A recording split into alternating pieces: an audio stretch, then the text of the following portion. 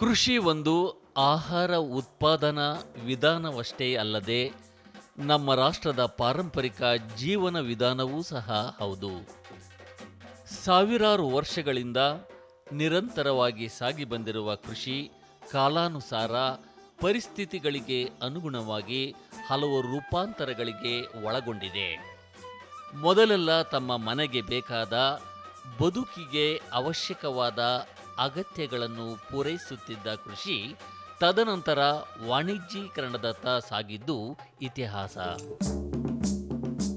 ಹೆಚ್ಚು ಬೆಳೆಯುವ ಭರಾಟೆಯಲ್ಲಿ ರಾಸಾಯನಿಕಗಳ ಮೇಲೆ ಮೊರೆ ಹೋಗಿದ್ದು ನೈಸರ್ಗಿಕ ಸಂಪನ್ಮೂಲಗಳು ನಿಧಾನವಾಗಿ ನಶಿಸುವ ಮೂಲಕ ಅಪಾಯದ ಗಂಟೆ ಬಾರಿಸಲು ಪ್ರಾರಂಭಿಸಿತು. ಈ ಹಂತದಲ್ಲಿ ಮತ್ತೆ ಕೃಷಿಗೆ ಜೀವ ತುಂಬುವತ್ತ ಮರುಚಿಂತನೆ ಪ್ರಾರಂಭವಾಗಿ ವಿವಿಧ ಪರಿಸರ ಸ್ನೇಹಿ ಕೃಷಿ ವಿಧಾನಗಳತ್ತ ಕೃಷಿಕರು ಮುಖ ಮಾಡಲು ಪ್ರಾರಂಭಿಸಿದರು.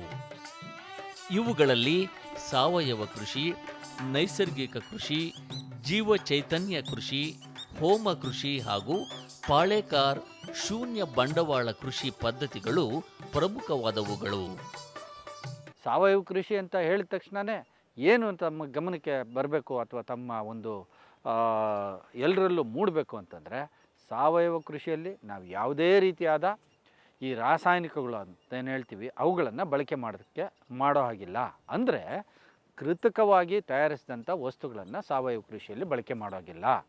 ನಂತರದಲ್ಲಿ ಸ್ಥಳೀಯವಾಗಿ ದೊರಕತಕ್ಕಂಥ ಎಲ್ಲ ಪದಾರ್ಥಗಳನ್ನು ನಾವು ಸಮರ್ಥವಾಗಿ ಬಳಸ್ಕೊಂಡು ಮಾಡ್ತಕ್ಕಂಥ ವಿಧಾನ. ಅದಾದ ನಂತರ ತಮ್ಮ ಸುತ್ತಮುತ್ತ ಇರತಕ್ಕಂಥ ಪರಿಸರ ಆಗ್ಬೋದು ಅಥವಾ ನೈಸರ್ಗಿಕ ಅಥವಾ ಈ ಒಂದು ಏನು ಪರಿಸರ ಇದೆ ಅಥವಾ ನಿಸರ್ಗ ಇದೆ, ನಿಸರ್ಗಕ್ಕೆ ಯಾವುದೇ ರೀತಿಯಾದ ಹಾನಿಯನ್ನು ಉಂಟು ಮಾಡದೆ ಮಾಡ್ತಕ್ಕಂಥ ವಿಧಾನಕ್ಕೆ ಸಾವಯವ ಕೃಷಿ ಅಂತ ಹೇಳ್ಬೋದು. ಈ ಸಾವಯವ ಕೃಷಿಯಲ್ಲಿ ನಾವು ಬಹಳ ಮುಖ್ಯವಾಗಿ ನಾವು ಅನುಸರಣೆ ಮಾಡ್ತಕ್ಕಂಥ ಒಂದು ವಿಧಾನಗಳನ್ನು ನಾವು ತಗೊಳ್ಳೋದಾದರೆ, ಭೂಮಿಯನ್ನು ಅಥವಾ ಮಣ್ಣನ್ನು ನಾವು ಹೆಚ್ಚು ಹೆಚ್ಚು ಫಲವತ್ತಾಗಿ ಮಾಡ್ತೇವೆ. ನಂತರ ಪೋಷಕಾಂಶಗಳು ನಿರಂತರವಾಗಿ ಬೆಳೆಗಳಿಗೆ ದೊರಕೋ ಥರ ಮಾಡಬೇಕಾಗುತ್ತೆ.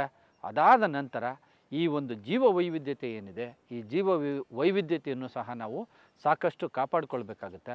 ಈ ನಂತರದಲ್ಲಿ ಈ ರೋಗ ಮತ್ತು ಕೀಟಗಳನ್ನು ಸ್ವಾಭಾವಿಕ ವಿಧಾನಗಳಿಂದ ಅಥವಾ ಜೈವಿಕ ವಿಧಾನಗಳನ್ನು ಅನುಸರಣೆ ಮಾಡೋದರಿಂದ ಮತ್ತು ಅಲ್ಲೇ ಸ್ಥಳೀಯವಾಗಿ ದೊರಕತಕ್ಕಂಥ ಅನೇಕ ಈ ಗಿಡಮೂಲಿಕೆಗಳು, ಸಸ್ಯಮೂಲಿಕೆಗಳನ್ನು ಬಳಕೆ ಮಾಡಿಕೊಂಡು ನಾವು ಈ ರೋಗ ಮತ್ತು ಕೀಟಗಳನ್ನು ನಿಯಂತ್ರಣ ಮಾಡಲಿಕ್ಕೆ ಪ್ರಯತ್ನ ಪಡ್ತೇವೆ. ಯಾವುದೇ ರೀತಿಯ ಬೇಸಾಯ ಕ್ರಮಗಳನ್ನು ಪಾಲಿಸದೆ, ರಾಸಾಯನಿಕಗಳನ್ನು ಬಳಸದೆ, ಕಳೆಗಳನ್ನು ಸಹ ನಿರ್ಮೂಲನೆ ಮಾಡದೆ, ರೋಗ ಕೀಟಗಳನ್ನು ನಿಯಂತ್ರಿಸದೆ ಬೆಳೆ ತೆಗೆಯುವ ವಿಧಾನ ನೈಸರ್ಗಿಕ ಕೃಷಿ. ಈ ನೈಸರ್ಗಿಕ ಕೃಷಿ ಅಂತ ಹೇಳ್ತೀವಿ. ಇದನ್ನು ಸಾಮಾನ್ಯವಾಗಿ ಎಲ್ಲರೂ ನ್ಯಾಚುರಲ್ ಫಾರ್ಮಿಂಗ್ ಅಂತ ಹೇಳ್ತಾರೆ. ನ್ಯಾಚುರಲ್ ಫಾರ್ಮಿಂಗ್ ಅಂತಂದರೆ ಈ ನೈಸರ್ಗಿಕ ಕೃಷಿ ವಿಧಾನವನ್ನು ಮೊದಲನೇ ಬಾರಿಗೆ ಈ ಜಗತ್ತಿಗೆ ಪರಿಚಯಿಸಿದವರು ಅಂತಂದರೆ ಮೊಸೊನೊಬಾ ಫುಕುವೋಕಾ ಅಂತೇಳಿ. ಅವರು ಈ ನೈಸರ್ಗಿಕ ಕೃಷಿಯ ಬಗ್ಗೆ ಹೆಚ್ಚಿನ ಒಂದು ಅಧ್ಯಯನವನ್ನು ಮಾಡಿ ಈ ವಿಧಾನವನ್ನು ಪ್ರಚಾರಪಡಿಸ್ತಾರೆ. ಇದರಲ್ಲಿ ಏನು ಮಾಡ್ತಾರೆ ಅಂತಂದರೆ, 4 ಇದರಲ್ಲಿ ಭಾಳ ಮುಖ್ಯವಾದ ಅಂಶಗಳನ್ನು ಅವರು ಹೇಳ್ತಾ ಬರ್ತಾರೆ. ಏನು ಅಂತಂದರೆ, ಯಾವುದೇ ರೀತಿಯಾದ ಬೇಸಾಯ ಕ್ರಮಗಳನ್ನು ನಾವು ಮಾಡೋಗಿಲ್ಲ, ಉಳುಮೆ ಮಾಡೋಗಿಲ್ಲ, ಗೊಬ್ಬರ ಹಾಕೋಂಗಿಲ್ಲ, ಮತ್ತು ಯಾವುದೇ ರೀತಿಯಾದ ಕಳೆ ತೆಗಿಯೋಂಗಿಲ್ಲ, ಮತ್ತು ಯಾವುದೇ ರೀತಿಯಾದ ರಾಸಾಯನಿಕಗಳನ್ನು ಬಳಕೆ ಮಾಡೋಂಗಿಲ್ಲ ಅಂತ ಹೇಳ್ತಾರೆ. ಅಂದರೆ ಇಷ್ಟೆಲ್ಲ ಮಾಡದೇ ಇರಬೇಕಾದ್ರೆ ನಿಜವಾಗ್ಲೂ ನಾವು ಕೃಷಿಯನ್ನು ಮಾಡ್ಬೋದೇ ಅಥವಾ ಅದರಿಂದ ಇಳುವರಿಯನ್ನು ಪಡಿಬೋದೇ ಅನ್ನೋಂಥ ಅಂಶ ನಮ್ಮೆಲ್ಲರಲ್ಲೂ ಸಹಜವಾಗಿ ಮೂಡುತ್ತೆ. ಇದಕ್ಕೆ ಫುಕುವೋಕಾ ಅವರು ಏನು ಹೇಳ್ತಾರೆ ಅಂದರೆ, ಆಯಾ ಪ್ರದೇಶಕ್ಕೆ ತಕ್ಕನಾಗಿ ಆಯಾ ರೈತರಿಗೆ ಸೂಕ್ತವಾಗಿ ಇದನ್ನು ಅಳವಡಿಕೆ ಮಾಡಿಕೊಡ್ಬೇಕು ಅಂತ ಹೇಳ್ತಾರೆ. ಅಂದರೆ ಅವರ ಒಂದು ಬರವಣಿಗೆಗಳೇನಿದ್ದಾವೆ, ಅವರ ಪುಸ್ತಕಗಳೇನಿದ್ದಾವೆ, ಪುಸ್ತಕಗಳಲ್ಲಿ ಅವರು ಏನೇನು ಮಾಡಿದರು ಅನ್ನೋದನ್ನು ದಾಖಲಿಸ್ತಾ ಹೋಗಿ ಕೊನೆಯಲ್ಲಿ ಒಂದು ಏನು ಹೇಳ್ತಾರೆ ಅಂತಂದರೆ, ಇದನ್ನು ಅನುಸರಣೆ ಮಾಡ್ತಕ್ಕಂಥ ರೈತರಿಗೆ ಅಥವಾ ಅನುಸರಣೆ ಮಾಡ್ತಕ್ಕಂಥ ವ್ಯಕ್ತಿ ಮತ್ತು ಆ ಪ್ರದೇಶಕ್ಕೆ ಸೂಕ್ತವಾಗಿ ಈ ಒಂದು ತತ್ವಗಳ ಹಿನ್ನೆಲೆಯಲ್ಲಿ ಈ ನೈಸರ್ಗಿಕ ಕೃಷಿಯನ್ನು ಮಾಡ್ತಕ್ಕದ್ದು ಅಂತ ಹೇಳ್ತಾರೆ. ಅವರು ಈ ನಿಟ್ಟಿನಲ್ಲಿ ಮೊದಲನೇ ಬಾರಿಗೆ ತೆಗೆದುಕೊಂಡ ಒಂದು ಪ್ರಯೋಗ ಅಂತಂದರೆ, ಅವ್ರ ತಂದೆಯವರಿಂದ ಬಂದಂಥ ಒಂದು ಈ ಕಿತ್ತಳೆ ಹಣ್ಣಿನ ತೋಟಗಳನ್ನು ಅವರು ಈ ನೈಸರ್ಗಿಕ ವಿಧಾನದಿಂದ ಬೆಳೀತಾರೆ. ಅಲ್ಲಿ ಏನು ಮಾಡ್ತಾರೆ, ಅವರೊಂದು ಕಂದಕಗಳನ್ನು ತೋಡ್ಬಿಟ್ಟು ಅಲ್ಲಿ ಸಿಗ್ತಕ್ಕಂಥ ಎಲ್ಲ ಒಂದು ತ್ಯಾಜ್ಯಗಳೇನಿದ್ದಾವೆ ತ್ಯಾಜ್ಯಗಳನ್ನು ಅದರಲ್ಲಿ ಹಾಕ್ತಾರೆ. ನೀರನ್ನು ಇಂಗಿಸ್ತಾರೆ, ಫಲವತ್ತತೆಯನ್ನು ಹೆಚ್ಚು ಮಾಡ್ತಾರೆ. ಹೀಗೆ ಅವರ ಒಂದು ಪ್ರಯಾಣ ಮುಂದೆ ಸಾಗುತ್ತೆ. ನಂತರದಲ್ಲಿ ಭತ್ತವನ್ನು ಬೆಳೀತಾರೆ. ಅದಾದ ಮೇಲೆ ಎಲ್ಲ ರೀತಿಯಾದ ಒಂದು ಬೆಳೆಗಳನ್ನು ಬೆಳೆಯೋದನ್ನು ರೂಢಿಸ್ಕೊಳ್ತಾರೆ. ಇಷ್ಟು ಅವರು ರೂಢಿಸ್ಕೋಬೇಕಾದ್ರೆ ಸತತವಾಗಿ ಹಲವಾರು ದಶಕಗಳ ಕಾಲ ಈ ನೈಸರ್ಗಿಕ ಪದ್ಧತಿಯ ಬಗ್ಗೆ ಅನೇಕ ವಿಧವಾಗಿ ಅವರು ಸಂಶೋಧನೆ ಮಾಡಿದ್ದಾರೆ. ಮಣ್ಣು ಹಾಗೂ ನೈಸರ್ಗಿಕ ಸಂಪನ್ಮೂಲಗಳಿಗೆ ಶಕ್ತಿ ತುಂಬಬಲ್ಲ ಇನ್ನೊಂದು ಕೃಷಿ ಪದ್ಧತಿ ಜೀವ ಚೈತನ್ಯ ವಿಧಾನ. ಪಂಚಭೂತಗಳು ಋತುಮಾನಗಳನ್ನು ಅವಲಂಬಿಸಿರುವ ಈ ವಿಧಾನದಲ್ಲಿ ಸಾವಯವ ಪದಾರ್ಥಗಳ ಬಳಕೆಗೆ ಒತ್ತು ನೀಡಲಾಗಿದ್ದು, ಇದರಿಂದ ಮಣ್ಣಿನ ಫಲವತ್ತತೆ ವೃದ್ಧಿಯಾಗಿ ಗುಣಮಟ್ಟದ ಇಳುವರಿಯನ್ನು ಪಡೆಯಬಹುದಾಗಿದೆ ಎನ್ನುತ್ತಾರೆ ತಜ್ಞರು. ಮೂರನೇ ವಿಧಾನಕ್ಕೆ ಬಂದರೆ ಈ ಜೀವಚೈತನ್ಯ ಕೃಷಿ ಅಂತ ಹೇಳ್ತೀವಿ. ಜೀವಚೈತನ್ಯ ಕೃಷಿ ಅಂತಂದರೆ ಇಂಗ್ಲೀಷಲ್ಲಿ ಬಯೋಡೈನಮಿಕ್ ಫಾರ್ಮಿಂಗ್ ಅಂತ ಹೇಳ್ತಾರೆ. ಅಂದರೆ ಜೀವ ಅಂತಂದರೆ ತಮಗೆ ಗೊತ್ತಿದೆ, ಜೀವಗಳಂದರೆ ನಮ್ಮನ್ನು ಸೇರಿಸಿ, ಈಗ ನಮ್ಮ ಸಸ್ಯಗಳು ಇವೆಲ್ಲನೂ ಜೀವ ಇರ್ತಕ್ಕಂಥದ್ದು. ಇವುಗಳಿಗೆ ಚೈತನ್ಯ ಅಂತಂದರೆ ತಮಗೆ ಗೊತ್ತಿದೆ, ಅದಕ್ಕೊಂದು ಶಕ್ತಿಯನ್ನು ತುಂಬತಕ್ಕಂಥ ಒಂದು ವಿಧಾನ.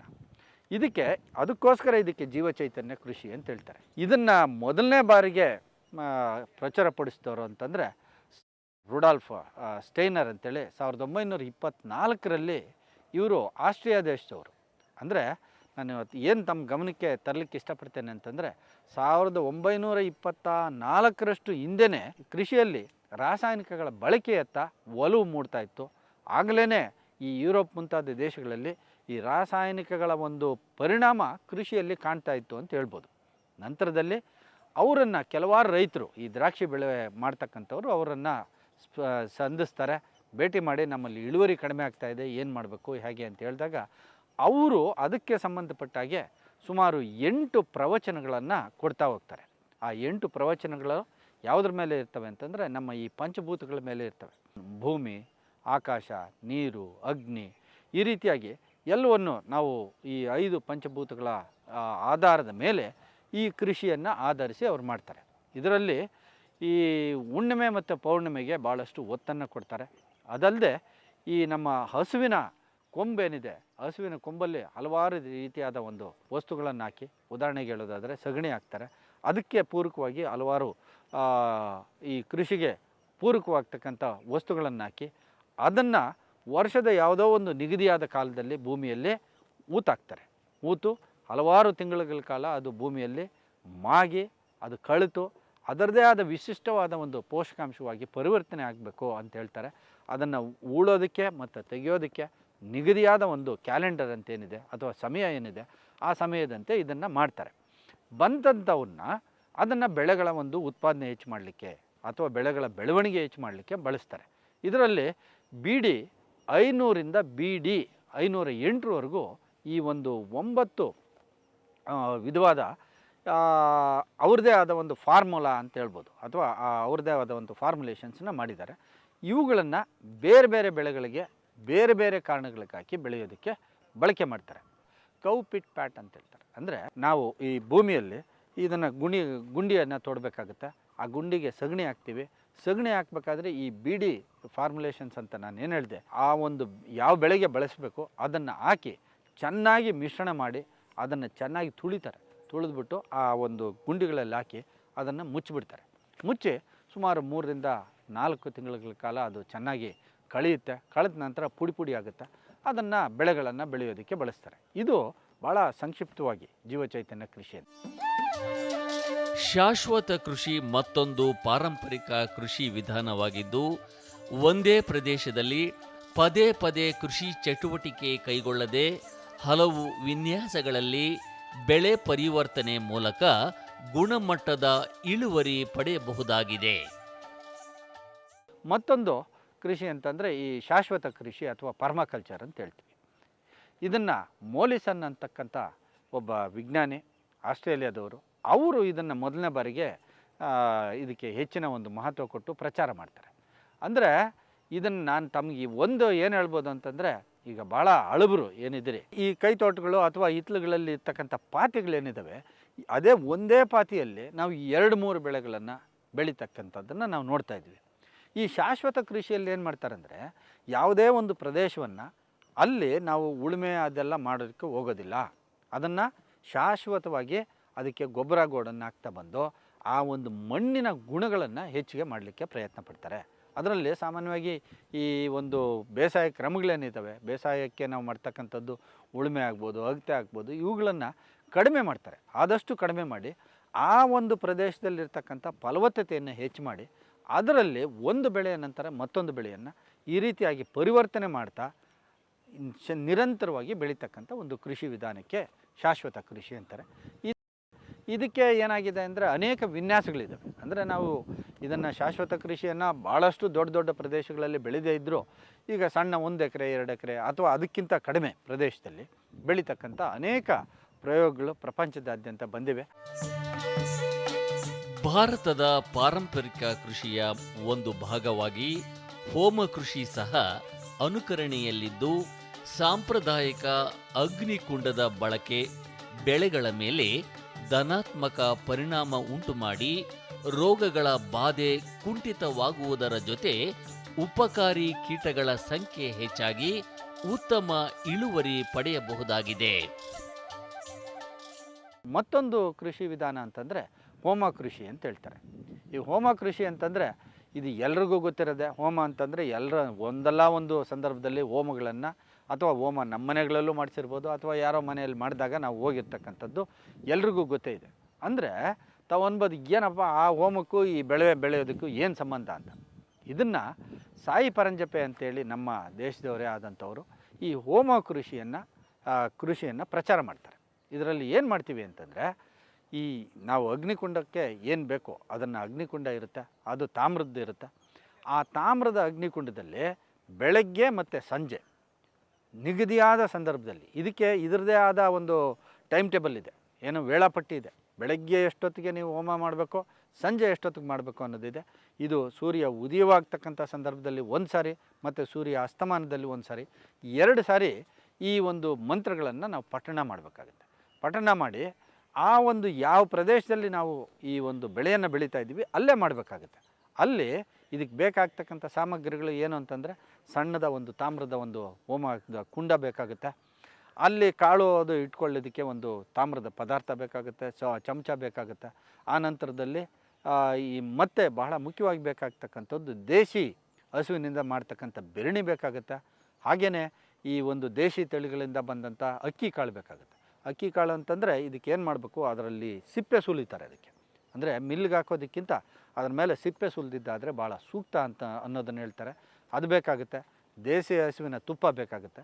ಇವಿಷ್ಟನ್ನು ನಾವು ಈ ಬೆರಣಿಯಿಂದ ಅಗ್ನಿಯನ್ನು ಮಾಡಿಕೊಂಡು ಆ ಒಂದು ನಿಗದಿಯಾದ ಸಮಯಕ್ಕೆ ಇರ್ತಕ್ಕಂಥ ಒಂದು ಸ್ತೋತ್ರ ಏನಿದೆ, ಶ್ಲೋಕ ಏನಿದೆ, ಆ ಶ್ಲೋಕವನ್ನು ಹೇಳೋದ್ರ ಮೂಲಕ ನಾವು ಈ ಅಗ್ನಿ ಹೋಮವನ್ನು ಅಥವಾ ಹೋಮ ಕೃಷಿಯನ್ನು ಮಾಡ್ತೇವೆ. ಇದನ್ನು ನಿಗದಿಯಾಗಿ ಮಾಡೋದರಿಂದ ಬೆಳೆಗಳ ಮೇಲೆ ಧನಾತ್ಮಕವಾದ ಪರಿಣಾಮವನ್ನು ಬೀರುತ್ತೆ. ಆ ಬೀರೋದ್ರಿಂದ ಬೆಳೆಗಳು ಹುಲಸಾಗಿ ಬರ್ತವೆ. ಅದರಲ್ಲಿ ಹೆಚ್ಚಿನ ಸಂಖ್ಯೆಯಲ್ಲಿ ಈ ಉಪಕಾರಿ ಕೀಟಗಳು ಹೆಚ್ಚಾಗ್ತವೆ, ರೋಗಗಳು ಬರೋದಂಥ ಅಂಶ ಕಡಿಮೆ ಆಗಿದೆ ಅಂತ ಅವರು ಹೇಳ್ತಾರೆ. ಇದನ್ನು ಇಲ್ಲಿ ಭಾಳ ಮುಖ್ಯವಾಗಿ ಒಂದು ಅಂಶವನ್ನು ಗಮನದಲ್ಲಿಟ್ಕೊಳ್ಬೇಕಂತಂದರೆ ಈ ಹೋಮ ಕೃಷಿಯನ್ನು ನಾವು ತುಲನಾತ್ಮಕವಾಗಿ ನೋಡ್ತಕ್ಕಂಥ ಯಾವುದೇ ಒಂದು ವಿಧಾನಗಳು ಅಥವಾ ಯಾವುದೇ ಒಂದು ಏನೋ ಉಪಕರಣಗಳು ಇಲ್ಲಿವರೆಗೂ ನಾವು ಮಾಡಲಿಕ್ಕಾಗಿಲ್ಲ. ಅಂದರೆ ಇದು ಒಂದು ನಂಬಿಕೆ ಮೇಲೆ ನಡೀತಾ ಇರ್ತಕ್ಕಂಥ ಒಂದು ವಿಧಾನ. ಆದರೆ ಪ್ರಪಂಚದಾದ್ಯಂತ ಹಲವಾರು ಕಡೆ ಇದನ್ನು ಮಾಡ್ತಾ ಇದ್ದಾರೆ. ಇದರಿಂದ ಇಳುವರಿ ಹೆಚ್ಚಾಗಿದೆ ಅಂತಲೂ ಹೇಳ್ತಾ ಇದ್ದಾರೆ. ಇತ್ತೀಚಿನ ದಿನಗಳಲ್ಲಿ ಹೆಚ್ಚು ಪ್ರಚಲಿತದಲ್ಲಿರುವ ಸುಭಾಷ್ ಪಾಳೇಕರ್ ನೈಸರ್ಗಿಕ ಕೃಷಿ ಸಾವಯವ ಕೃಷಿಯನ್ನು ಆಧರಿಸಿದ್ದು, ಬೀಜಾಮೃತ, ಜೀವಾಮೃತ, ಹೊದಿಕೆಗಳು, ಆರ್ದ್ರತೆ ಕಾಪಾಡುವ ಮೂಲಕ ಅಧಿಕ ಹಾಗೂ ಗುಣಮಟ್ಟದ ಇಳುವರಿ ಪಡೆಯಬಹುದಾಗಿದ್ದು, ಇದು ಹೆಚ್ಚು ಪರಿಸರ ಸ್ನೇಹಿ ವಿಧಾನವಾಗಿರುತ್ತದೆ. ಈ ಸುಭಾಷ್ ಪಾಳೇಕರ್ ಅವರು ನಮ್ಮ ಮಹಾರಾಷ್ಟ್ರದಿಂದ ಬಂದಂಥವರು. ಇವರು ಈ ಅವ್ರದ್ದೇ ಆದ ವಿಧಾನದಲ್ಲಿ ಈ ಕೃಷಿಯ ಬಗ್ಗೆ ಹೇಳ್ತಾರೆ.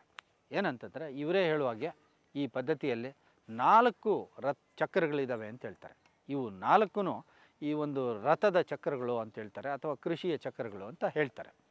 ಇದರಲ್ಲಿ ಮೊದಲನೇದಾಗಿ ಅವ್ರು ಹೇಳ್ತಕ್ಕಂಥದ್ದು ಬೀಜಾಮೃತ, 2ನೇದಾಗಿ ಜೀವಾಮೃತ ಹೇಳ್ತಾರೆ, 3ನೇದಾಗಿ ಹೊದಿಕೆ ಅಂತ ಹೇಳ್ತಾರೆ, ನಾಲ್ಕನೇದಾಗಿ ಆರ್ದ್ರತೆ ಅಂತ ಹೇಳ್ತಾರೆ, ಅಥವಾ ವಾಪಸ ಅಂತಲೂ ಆ ಒಂದು ಮರಾಠಿಯಲ್ಲಿ ಹೇಳ್ತಾರೆ. 4 ವಿಧಾನಗಳನ್ನ ಕೃಷಿಯಲ್ಲಿ ಅಳವಡಿಸ್ಕೊಂಡಿದ್ದೆ ಆದರೆ ಕೃಷಿಯಲ್ಲಿ ನಮಗೆ ಉತ್ಪಾದನೆ ಹೆಚ್ಚಾಗುತ್ತೆ, ಕೃಷಿಗೆ ತಗಲ್ತಕ್ಕಂಥ ಖರ್ಚು ವೆಚ್ಚ ಕಡಿಮೆ ಆಗುತ್ತೆ, ಅದರಿಂದ ಬರ್ತಕ್ಕಂಥ ಉತ್ಪನ್ನಗಳು ಸಹ ಭಾಳಷ್ಟು ಉತ್ಕೃಷ್ಟವಾಗಿರ್ತವೆ ಹಾಗೆ ಅಂತ ಹೇಳ್ತಾರೆ.